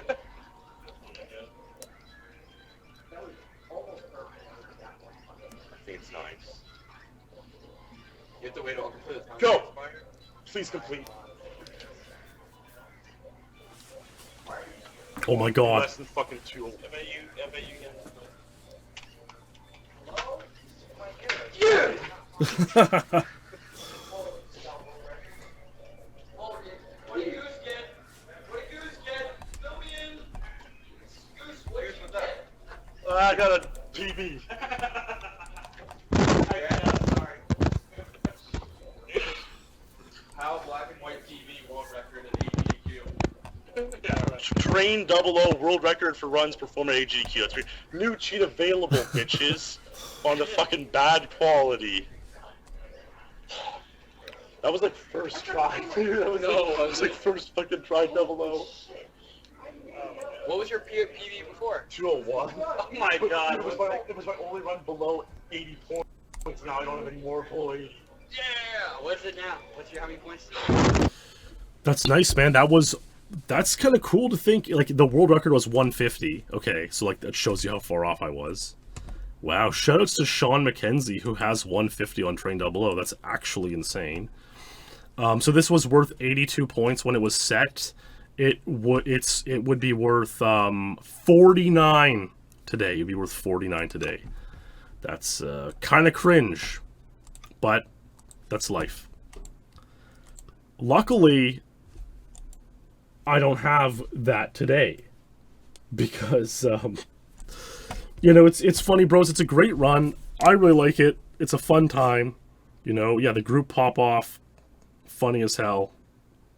And yeah, it reminded me, like, in the run there, you could hear all the kind of gamified sounds in the background, like all the people, all the other video games being played. It's 00. And so it reminded me a lot of, like, my feeling when I was at these events is, like, it feels very much like I described it as, like, a casino for nerds. It's just, like, such an addictive and energetic environment that, like, keeps you up all night playing, right? It's like you're playing your game, you're speedrunning. You might have access to a version or a console that you normally don't have access to. You have access to a lot of knowledge with friends that you might not have 24/7. Everyone's pumped, everyone's playing all night long. It's like kind of weirdly like a casino for nerds is the best way to put it, right? Not perfectly healthy by any means, because like you're staying up all night long playing, which is like kind of a bad thing, but for doing it, you know, 1 week of the year, it's not so bad. So fun times, and I have good memories there. Met a lot of fun people, good times, and you know what? I hope they're all doing well. So there you go. Luckily, I have improved my train double agent time, barely. I set up PAL this year for the Summer League, which was a funny time, and I improved that 2 minutes. I was on a voice call with Zella and one other, maybe Paracousia, maybe Randy C, maybe Psychoptric. I'll know when I hear it. But I didn't have my mic on, which is unfortunate, but you can hear Zella is the big cheerleader of this run. Getting a PB on train, improving from 2 to 159. 159's worth 59 points, so it's not exactly a very good time either, but it's better than nothing. So let's take a look. It was comfy times, and I mean, a big thanks to Zella for inviting me to his summer league team and motivating me to play a little bit of train. Even though it didn't work out, I only got 1 PB. You know, it's still a fun time to reflect upon.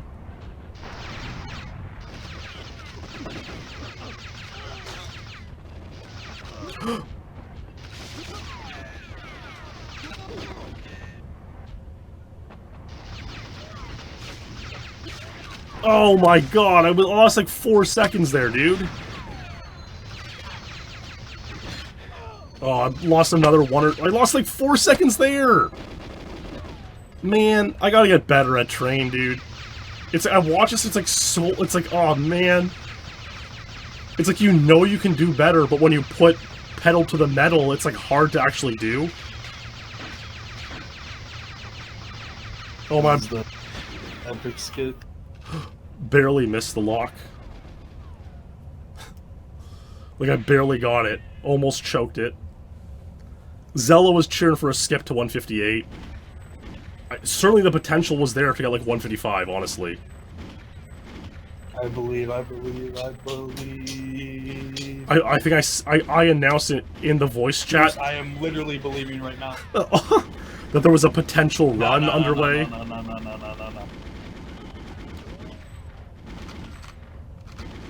No, you are literally living.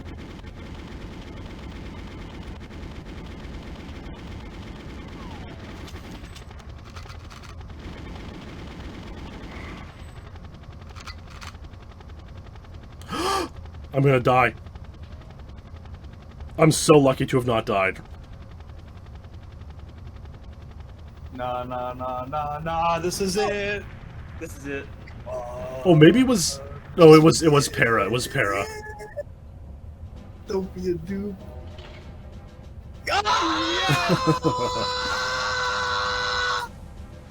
The curse is broken! Yes. Mark Rutsu is shuddering right now. Mark is literally in the shower and he just sneezed and he doesn't even know why. No, it's funny and epic. We got 159, a good time with the boys. Makes me keen. Maybe we gotta have some more good times with the boys. You know, maybe it's time to grind it out and you know, start up a horde or something and get on voice chat and play for some epic runs with the lads. Yeah, Summer League kind of degraded there. My wrist was sore. I couldn't play train. Then I shifted to playing Aztec on stream. I got 00 135, which was epic. We'll watch that in part 4 of my watch party next month. So it was a good time, and again, a huge thanks to Zella for, you know, motivating me to do that. It was cool. And you know what? I gotta think, on a perfect run I can get 155. Could I possibly get such a time? Is it worth going for such a time? You know, probably not, but like, I don't know, man. You can probably sense that like the itch is there, and it's something it never completely disappears. The ember, the glowing ember, you know, that's like the endless desire to improve your times. Like, all you need to do is get the spark going and an inferno of passion, and maybe it'll come back. All right, we're gonna end by watching my jungle records. They are not. They're all old. They're all really old. Some of them are from 2007, so there's no video reaction, so they're like pretty easy to watch.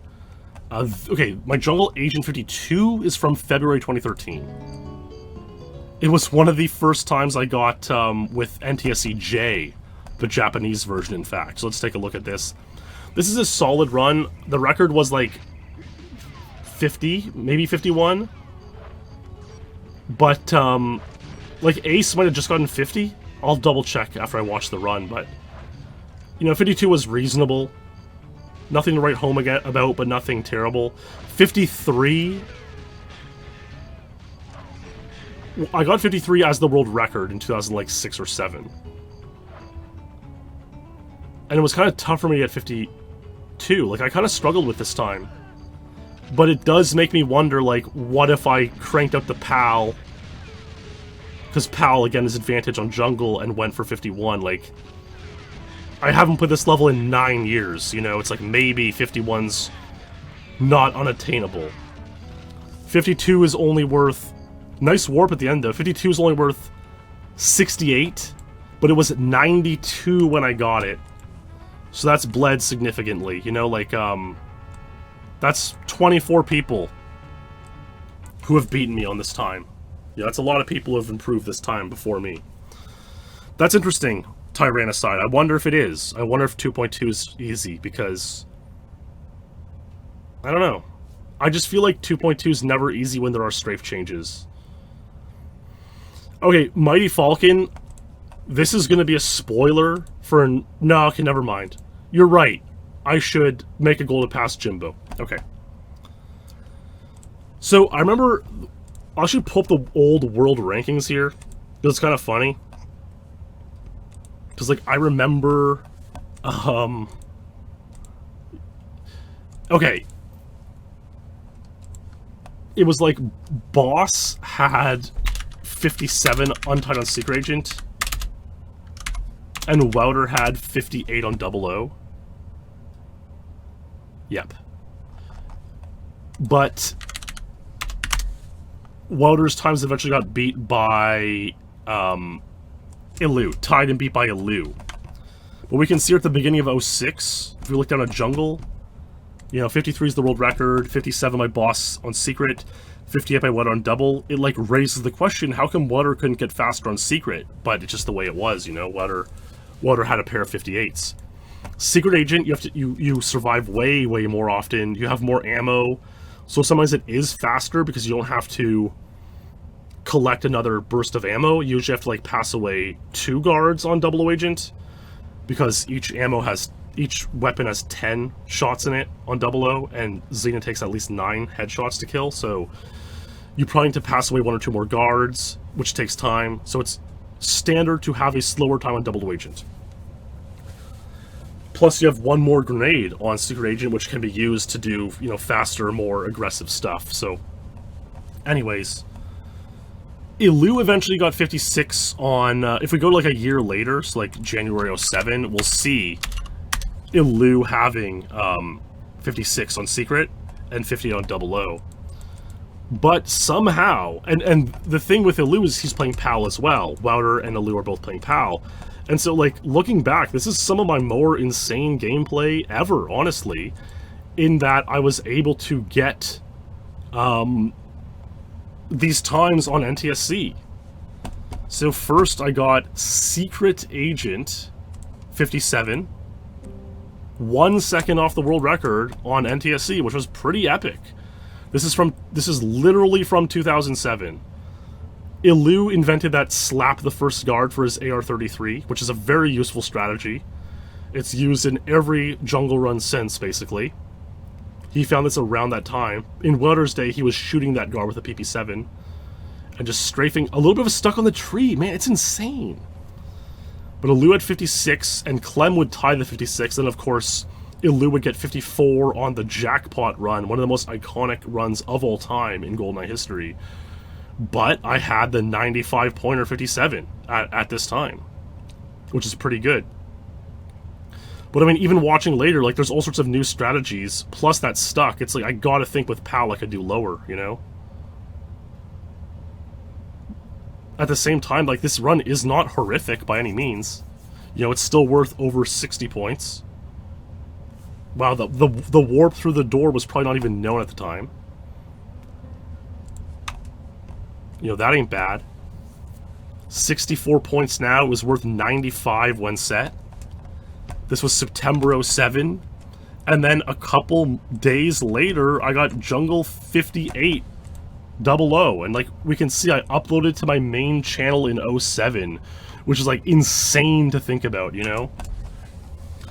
But yeah, the fact that I was able to tie 2 PAL greats in Alu and Wouter was like really insane and kind of eye-opening to me. Like, even though I was now 3rd place,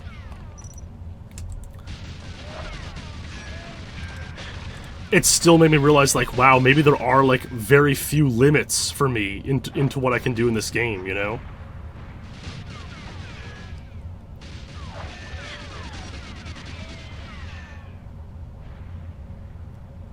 Now, Clem would get 57 a couple weeks later, and he'd have a back and forth with Alu, lowering it to 56.